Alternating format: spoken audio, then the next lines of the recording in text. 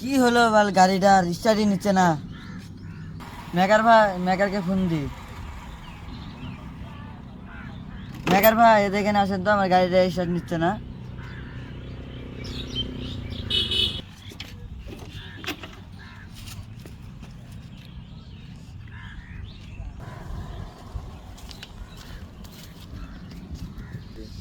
কি হয়েছে ভাই গাড়ির? আরে ভাই, স্টার্টই নেই না, কি করবো, যাই যন্ত্রণা, দেখেন তো একটু। আচ্ছা দেখতেছি, দাঁড়ান।